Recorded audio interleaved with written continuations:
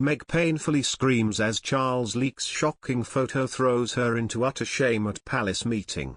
King Charles III has begun taking on new duties, following the death of his mother Queen Elizabeth, and the new British monarch is keeping high family close while he works. ITV's Lizzie Robinson recently shared a video of King Charles meeting with the new UK Prime Minister Liz Truss, who was seen offering a curtsy before shaking the new king's hand.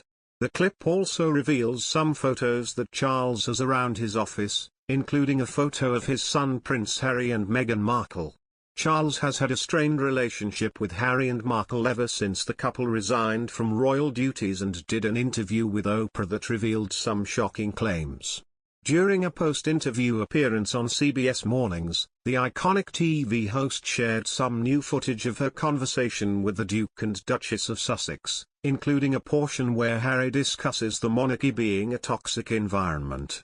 He goes on to say that while he has had to learn to separate himself from it, his father Prince Charles has made peace with the toxicity.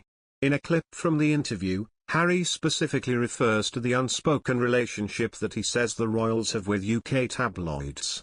He spoke of this during the main interview, but in the new footage, he addresses the tabloids having the royal family members under control through fear. This, he says, is the toxic environment he had to escape. Oprah then asked if Harry and Markle's perception of the situation is shared by the rest of his family, specifically, his father. "I think he's had to make peace with it," Harry replied. Queen Elizabeth II, the longest-reigning royal monarch of the United Kingdom and the other Commonwealth realms, died on September 8, just under 18 months after the death of Prince Philip, her husband of more than 73 years.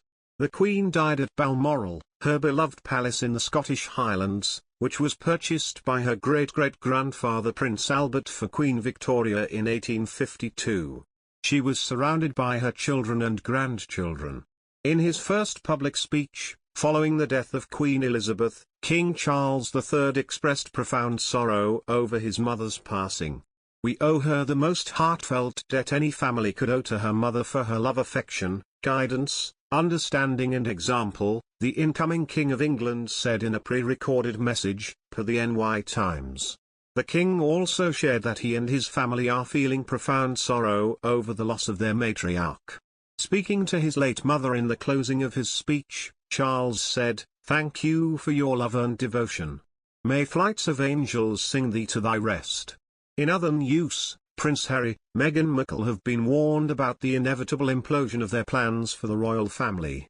Royal commentator and author Daniela Else issued this insight in her new piece for news.com.au. She began by writing, "Harry and Meghan, Buckingham Palace exiles and the world's most famous titled malcontents, fancy a spot of breach healing and bridge building with this family, or at least according to new reporting. But a wholesale reconciliation with the royal family?